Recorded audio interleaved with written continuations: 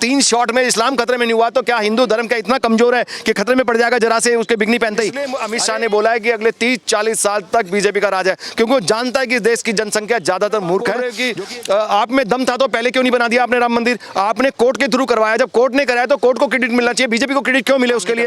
अमित शाह कह रहे गद्दी छोड़ दो, हम देंगे रोजगार। तो आप गद्दी छोड़ दीजिए ना, हम इससे बेहतर इंडिया दे सकते हैं। आप गद्दी छोड़ दीजिए, आपके अंदर आपके बस की नहीं है, पूरे इंडिया का सत्यानाश कर दिया आपने। जो नवरत्न कंपनी है उसको सिख कंपनी बना के आप बोलते हो कि ये काम नहीं कर रही, प्रॉफिट नहीं दे रही, इसलिए बेच रहे हैं। तो फिर वो खरीदने की सादी इंडस्ट्रीज कैसे फायदे में पहुंचने लग जाती है वो कंपनी? क्योंकि उनको आता है चलाना, आपको नहीं आता ना। जब आप नहीं चला सकते सरकार को, आप लॉस ही लॉस कर रहे हैं, हर चीज बेच रहे हैं, इसका मतलब कुछ भी नहीं आता आपको काम करना। तो सबसे पहले रिजाइन आप करिए ना। जनता को मूर्ख बनाया जा रहा है, खामा खा उसका ध्यान बटाया जा रहा है। आप पठान मूवी की बात कर रहे हो, जबरदस्ती कोई इशू नहीं है उसके अंदर, नॉन नमस्कार, आप देख रहे हैं DS में, मैं हूं आपके साथ नफीसा। अमित शाह ने झारखंड के सीएम को साफ तौर पर कह दिया कि अगर रोजगार देने में असमर्थ हो, रोजगार नहीं दे सकते तो गद्दी छोड़ दो, यानी कि इस्तीफा दे दो। ऐसे में अमित शाह के इस बयान को लेकर ट्रोलर्स ट्रोल कर रहे हैं, कई ट्वीट सामने आ रहे हैं और कह रहे हैं कि भैया आपकी सरकार ने कितना रोजगार दे दिया, युवा सड़कों पर है, कह दिया जाता है पकौड़े तल लिए। और इसी सिलसिले में बात करने के लिए हमारे साथ जो मेहमान है, उनका नाम क्या है सर आपका? मेरा नाम रिची लुथारिया, मैं सोशल एक्टिविस्ट हूं, इंडिया अगेंस्ट करप्शन से, और दामनी मूवमेंट और जो नीबे मूवमेंट था हम ही ने चलाया था। वो रोजगार को लेकर क्या समझते हैं आप मौजूदा सरकार से?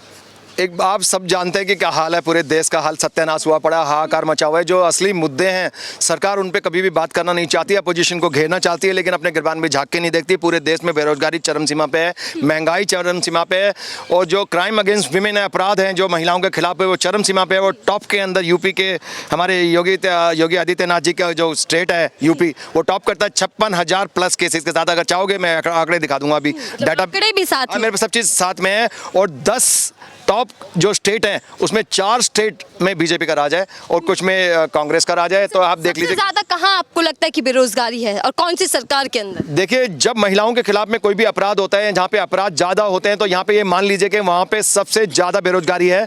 यूपी के अंदर, मध्य प्रदेश के अंदर, और जितने भी राजस्थान में भी बहुत ज़्यादा बेरोजगारी है, जहाँ पे कांग्रेस और ये बीजेपी दोनों के दोनों ये ना लूट खसोट करने में लगी हुए। इनके सारा दिमाग इनका करप्शन करने पर लगा रहता है। ये देश का भला कैसे करेंगे, जनता का भला कैसे करेंगे, इनका कोई भी दिमाग काम नहीं करता इन लोगों। अमित शाह कह रहे गद्दी छोड़ दो, हम देंगे रोजगार। तो आप गद्दी छोड़ दीजिए ना, हम इससे बेहतर इंडिया दे सकते हैं। आप गद्दी छोड़ दीजिए, आपके अंदर आपके बस की नहीं है, पूरे इंडिया का सत्यानाश कर दिया आपने। पूरे देश में बेरोजगारी है, आप बोल रहे थे हम बेरोजगारी हटा देंगे, करप्शन हटा देंगे। 2011 में जब हमने इंडिया अगेंस्ट करप्शन मूवमेंट किया और सत्ता परिवर्तन हुआ, तो आपने फायदा उठा लिया, लपक ली फट दे सीट, और आपने बोल दिया कि हम देश को बदल देंगे, हम भ्रष्टाचार के खिलाफ करेंगे और भ्रष्टाचार खत्म कर देंगे। क्या भ्रष्टाचार खत्म करा आपने? अडानी जो अभी 2015 में मुश्किल से 40 करोड़ का आदमी था और वो अब 10 लाख करोड़ का आदमी बन गया। कैसे बन गया भैया, बताइए ना जनता को। सारे पोर्ट बेच दिए, सारी कंपनियां बेच दी, नवरत्न कंपनियां बेचे जा रहे हैं, यहाँ तक जवाहरलाल स्टेडियम तक भी बेच रहे हैं आप, सब कुछ बेच रहे हो आप। जब इसका मतलब आपको नहीं आता काम करना, इस बेचता वो ये। एक बात बताइए, एक सिख कंपनी बना के किसी भी कंपनी को,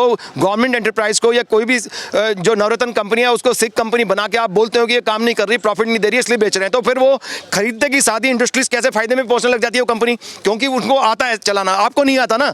जब आप नहीं चला सकते सरकार को, आप लॉस ही लॉस कर रहे हैं, हर चीज बेच रहे हैं, इसका मतलब कुछ भी नहीं आता आपको काम करना। तो सबसे पहले रिजाइन आप करिए ना, आप रिजाइन करिए। हम बनाते हैं सरकार, हम आपसे बेहतर सरकार दे सकते हैं, आप रिजाइन कर दीजिए ना। पूरे देश का हाहाकार मचा हुआ है, जो मेन इशू है उसके ऊपर कोई बात नहीं करी जाती, सिर्फ भगवा के ऊपर बात करी जाती है। जनता को मूर्ख बनाया जा रहा है, खामा खा उसका ध्यान बटाया जा रहा है। आप पठान मूवी की बात कर रहे हो, जबरदस्ती कोई इशू नहीं है उसके अंदर, नॉन इश्यू जो है, जबरदस्ती आप देशभक्ति की बात करते हो या आप देश का मजाक उड़ा रहे हो, जब भोली भाली जनता को बेवकूफ बना रहे हो। महंगाई कहाँ पहुंच रही है उसकी बात करिए, बेरोजगारी की बात करिए, जनता के पैसे नहीं है। राम मंदिर तो दे रहे हैं ना जनता को। अरे राम मंदिर तो सियापति रामचंद्र की जाए। अब देखिए, भगवान अपनी जगह है, भगवान का जो ये इन्होंने पॉलिटिसाइजेशन किया हुआ, राजनीतिकरण करा हुआ धर्म का, वो गलत है।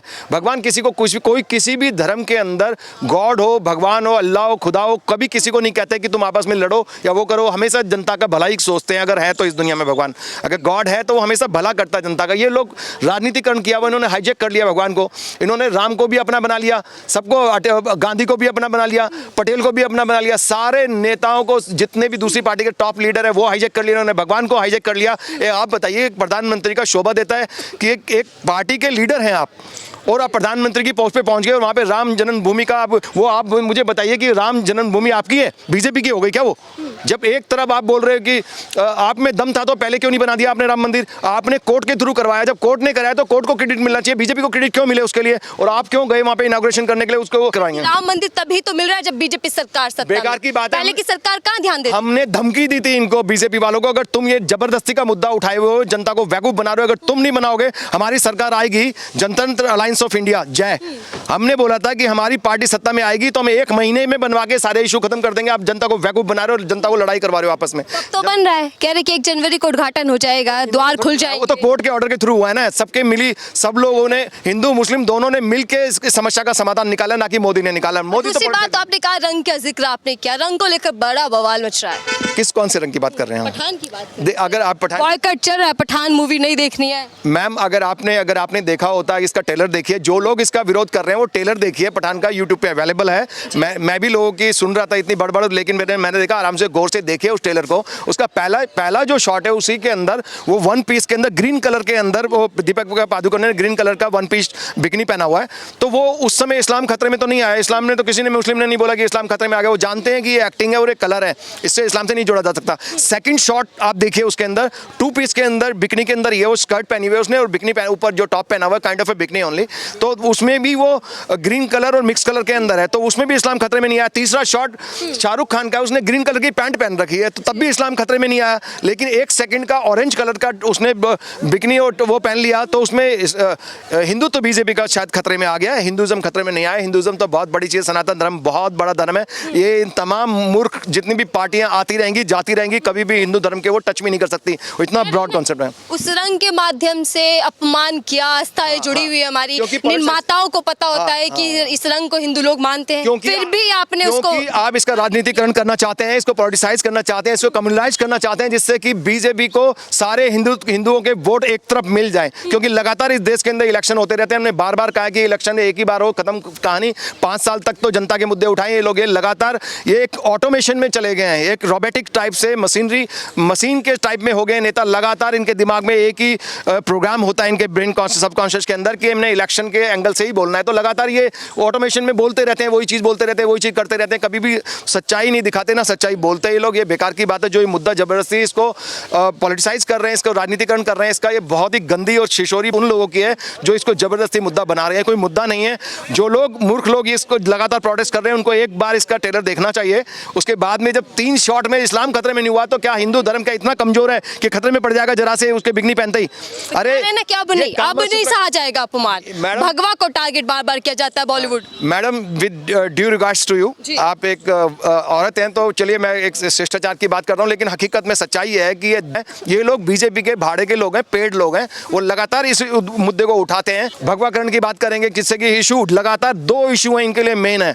अगर इसकी काट हो गई, बीजेपी कहीं भी रुक नहीं सकती। एक तो देशभक्ति का, उसका काट नहीं कर पा रहे हैं ये लोग, और दूसरा इन्होंने धर्म का मुद्दा उठाया हुआ कि जब तक ये धर्म के नाम पे पोलराइज करते रहेंगे हिंदुओं के वोट, इस देश में 82% के करीब हिंदू हैं, अगर उन्हें 50-60% भी मिल गए तो बीजेपी जीत जाएगी। इसलिए अमित शाह ने बोला है कि अगले 30-40 साल तक बीजेपी का राज है, क्योंकि वो जानता है कि इस देश की जनसंख्या ज्यादातर मूर्ख है, जो कि एक जरा से मुद्दे पे आके ही भड़क जाती है और वो उसको राजनीतिकरण कर लेते हैं, उसका वोट जीत जाते हैं। हर बार चाल है उनकी। जनता को समझना चाहिए, इन नेताओं को मुंह तोड़ जवाब देना चाहिए, इनकी चाल को बेनकाब करना चाहिए उनको। ये सर्टिफिकेट कौन देता है, कौन तय करता है कि भगवा का अपमान तब होगा और भगवा का अपमान सम्मान तब मिलेगा? मेरे ख्याल से पॉलिटिकल पार्टीज देती हैं, जो खासकर इन्होंने एजेंडा बनाया हुआ, बीजेपी ने एजेंडा बनाया, हिंदुत्व को अपना एजेंडा बनाया हुआ है, तो यही शायद सर्टिफिकेट देते हैं। आजकल हिंदू लोग तो सारे, हिंदू सनातन धर्म तो बहुत बड़ा धर्म है, हजारों साल पुराना धर्म है, सारे के सारे रंग है उसके अंदर, तमाम रंग हिंदू धनुष के पूरे नेचर में सब रंग है, वो हिंदुइज्म है। हिंदुइज्म तो बहुत ही वास्ट है, उसकी फिलॉसफी भी बहुत वास्ट है। वो सारे के वासुदेवम कुटुंबकम, वो पूरी दुनिया को एक कुटुंब की तरह समझते, परिवार की तरह समझते हैं। वो किसी रंग के नाम पे भेद नहीं करते, धर्म को अलग नहीं समझते, जात पात नहीं करते। हिंदू धर्म का अगर आप डेप्थ में जाएंगे, वेदों के अंदर जाएंगे, तो वहां तो जात पात भी नहीं है, इंसान के कर्म के आधार के ऊपर है। गीता में भी कर्म के आधार पर वर्गीकरण करा हुआ समाज का। वो जात पात नहीं समझता, ना धर्म को समझता है। उसके लिए तो हिंदू है हम, वतन है हिंदुस्तान हमारा, सारे लोग हम हिंदू हैं हिंदुस्तान के अंदर, सारे के सारे, कोई धर्म वरम नहीं है। ये बेकार की बात है, ये बीजेपी का एजेंडा है, और ये लोग जो भी इसको एजेंडे को जबरदस्ती उछाल रहे हैं और सर्टिफिकेट दे रहे हैं, जैसे कि कभी कोई ईमानदारी का सर्टिफिकेट एक देते थे, गले में मफलर लपेट के, आज उनकी ईमानदारी एक्सपोज हो चुकी है। इनकी भी जो देशभक्ति और इनकी जो धर्म की जो चालाकी है ना, कार्ड जो जनता को बेवकूफ बना रहे, एक दिन बहुत जल्दी एक्सपोज हो जाएगा, जनता समझ जाएगी इनकी चाल को, और ये हारेंगे बहुत बुरी बुरी तरह। साध्वी प्रज्ञा जी का नाम सुना है? जी बिल्कुल सुना है मैंने। कैसे लगते हैं उनके भाषण? सामने आती हैं, कहते हैं कि मुंह तोड़ के हाथ में दे देंगे, अब भगवा का अपमान नहीं। ये देखिए वो बीजेपी की लीडर हैं, जी तो बीजेपी के जितने भी तमाम लीडर हैं उनको एक फतवा तो नहीं बोल सकता मैं, क्योंकि फतवा शायद शब्द अलग है, तो उनको एक वो दिया जाता है, क्या बोलते हैं उसके अंदर की एक पूरा डिटेल एक रूल रेगुलेशन, एक बुकलेट पकड़ा दी जाती है कि आपने ये करना, तब जगह जगह पे इशू उछालने हैं, कंट्रोवर्शियल उनके नेता लगातार बोलते रहते हैं, वो सब एजेंडा में है उनके, कि कैसे एक माहौल तैयार करा जाए, ऐसा माहौल तैयार करा जाए जिससे कि जनता की भावनाएं भड़काई जाए और जिससे कि हिंदू मुस्लिम क्यों करा जाता है। तमाम जो मेन स्ट्रीम मीडिया को उन्होंने खरीद रखा है और तमाम मेन स्ट्रीम मीडिया के थ्रू सिर्फ दो ही इशू उछलते हैं वहाँ पे, देशभक्ति और धर्म, और उसके अंदर भी कभी भी कोई भी जनता कुछ सोचना चाहती है कि यार इन लोगों का, इन चोरों का, इन भ्रष्ट लोगों का अल्टरनेटिव क्या है, तो जनता को लगातार ये परोसा जाता है राहुल गांधी मोदी, राहुल गांधी मोदी, कांग्रेस बीजेपी, कांग्रेस, आपको सोचने का मौका नहीं देंगे। आप रात दिन खाते पीते सिर्फ दो पार्टी सोचेंगे, क्योंकि उसको वो हरा सकता है। मोदी आसानी से राहुल गांधी को हरा सकता है, इसलिए मोदी और इसकी टीम खुद बोल के आधी यात्रा में, भारत जोड़ो यात्रा आदि मध्य प्रदेश में पहुंच गई, तब तक उसका नाम नहीं था कहीं कहीं मीडिया में, अचानक उसको उछालना शुरू करे, ये तो खत्म हो जाएगा बंदा अगर इसको दबा देंगे, तो इसको उछालो। जब खुदा एक है, अल्लाह एक है, भगवान एक है, सारे धर्म के बड़े बड़े लीडर मानते हैं कि वो ईश्वर एक है, तो फिर धर्म के अलग अलग इंसान को क्यों बांटा जा रहा है? एक बात मुझे बताइए कि अगर खून का, अगर अल्लाह अलग होता, भगवान अलग होता, तो सबका रंग एक जैसा क्यों है? आपकी मुसलमान की चार आंख तो नहीं है, मेरे 5 कान तो नहीं है। जब ईश्वर ने, गॉड ने, खुदा ने सबको एक जैसा बनाया, खून का रंग भी एक जैसा बनाया, तो इंसान सभी एक ही बराबर है। ये धर्म तो बहुत बाद में बने, उससे पहले ये धरती लाखों साल से इस पे जीव जंतु रहते आए हैं। धर्म तो बहुत बाद में बना। खुदा हो सकता है, अल्लाह हो सकता है, भगवान हो सकता है, लेकिन धर्म को इतना महत्व मत दीजिए। धर्म तो एक माध्यम था कि हम इंसान को अच्छा बना सके, लेकिन जब ये धर्म राजनीतिक नेताओं के हाथ में आ गया और उसको टूल की तरह इस्तेमाल करने लग गए लोगों का शोषण करने के लिए, तो आई डोंट थिंक कि धर्म को इतना इंपॉर्टेंस देना चाहिए जनता को। ठीक है, बहुत बहुत धन्यवाद हमसे बात करने के लिए।